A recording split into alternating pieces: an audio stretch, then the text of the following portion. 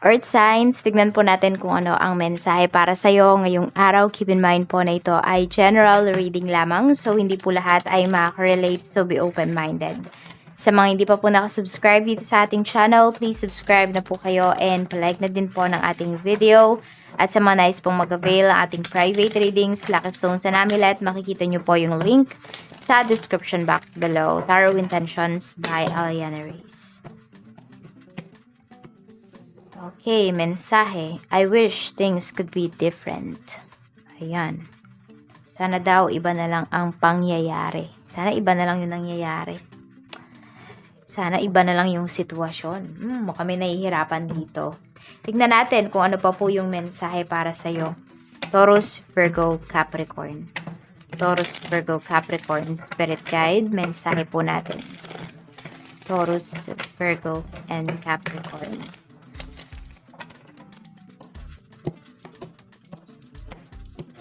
Taurus, Virgo, Capricorn.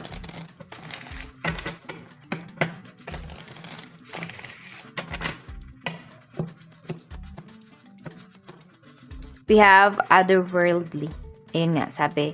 Meron dito yung, narinig nyo na ba yung multiverse? Sana masaya ako sa multiverse. Ganito, ganyan. Diba? Lahat ng parang lahat ng struggles ninyo dito sa life ninyo ay sana hindi nyo nararanasan dun sa multiverse. Sana masaya ako sa multiverse. Wala akong problema. Mayaman ako, etc.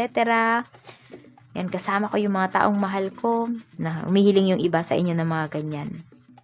We have resolve. But all you have to do naman talaga is to accept your reality. Tapos, i-resolve mo. Alamin mo ano ba yung mga nagdudulot ng mga problema mo and i-resolve mo yan. And things could be different kapag iba din yung mindset mo.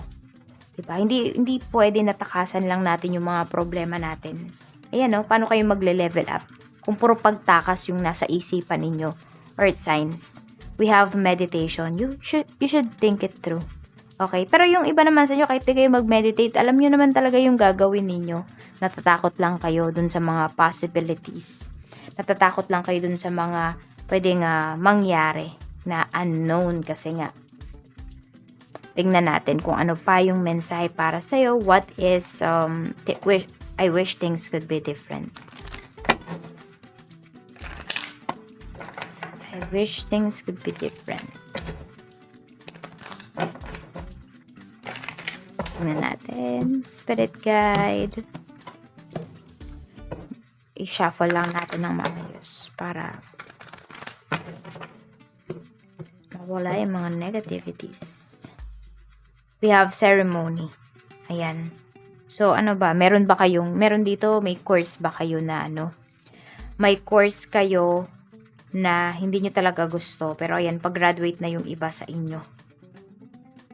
Pwedeng wala kasi kayong kalayaan, earth signs. Dahil nga, syempre, ayan, sino ba nagpaaral sa inyo? Siguro hindi rin kayo binigyan ng kalayaan.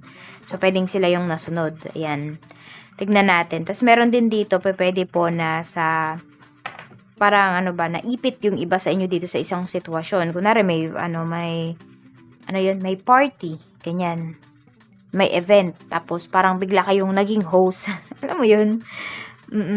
So, nagkaroon kayo ng other role dito. Sana wala kasing umabsent na, kunwari katrabaho mo.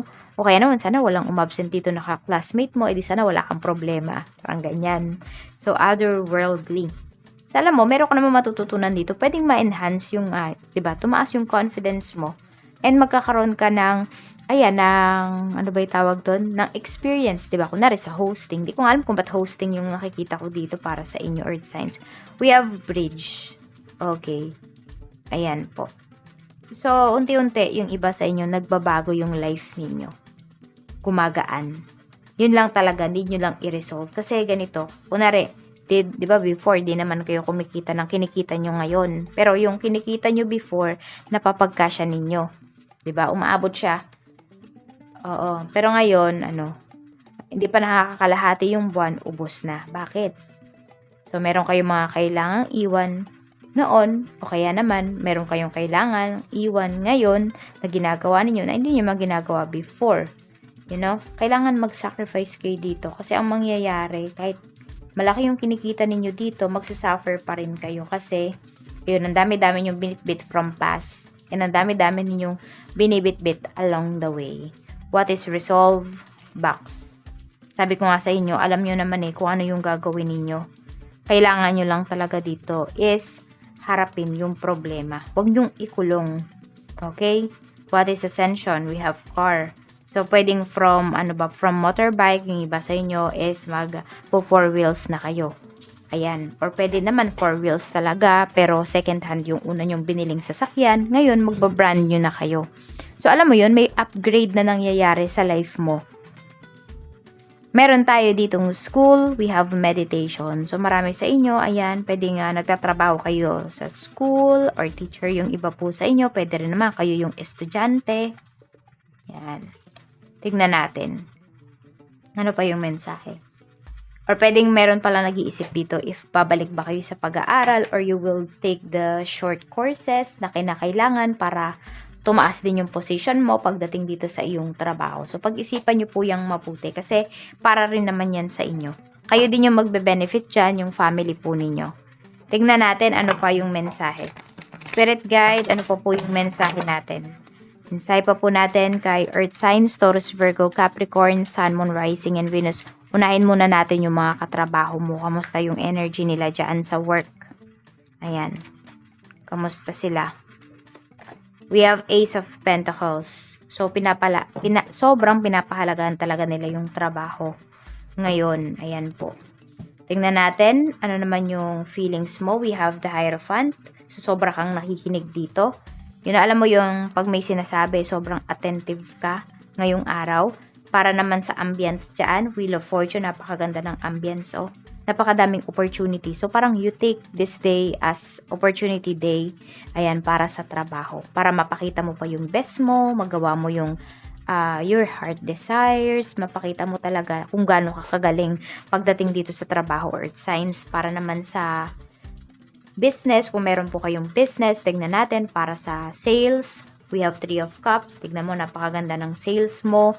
Happy kayo ng mga staffs mo. Ayan, a Queen of Swords. Kahit may napagalitan or kahit may mapapagalitan ka dito ngayong araw. Pero sulit naman. Ayan, sulit yung stress na mararamdaman mo. May stress ka nga din dito sa isang clients mo. Parang pabago-bago kasi siya ng decision. Pero matatapos nyo din naman, masasolve nyo din naman yung pagiging mitikuloso nitong kliyente mo. Tignan natin sa pera, we have the moon. So, meron din kayong matatapos dito ng mga bayarin ngayong araw. Or mako-cover nyo na siya today. Tignan po natin pagdating naman sa love life. Sa mga single, we have Page of Swords. So, may nag-i-stock sa inyo dito or the other way around. Pwedeng kayo yung may ni-stock. Curious kayo sa isang tao. Pagdating naman sa mga inner relationship, we have Page of Cups. Ayan. So, medyo maloko yung person mo ngayon. Parang iniinis ka niya. Ayan, tinitis ka niya ngayong araw na ito. And we have 7 of Cups para naman po sa mga mag-asawa. So, ang pinag-uusapan ninyo dito is puro pangarap. Yan, puro yung goals po ninyo. So, parang ayan, meron dito nagsisisi. Ayan, nahihirapan ba kayo ngayon pagdating sa married life ninyo? So, nagsisisi yung iba sa inyo. May mga ganun. Panghihinayang kayo dito. Kaya sabi nyo dito, I wish things could be different. Tignan natin kung ano po yung mensahe. Hindi mensahe. Ano ba yung mga lucky numbers po ninyo? Channel lucky numbers. 18, 9, 1, 51, 21, and 23. Maraming salamat po at mag-ingat kayo always. More blessings to come, Earth Signs. Bye-bye!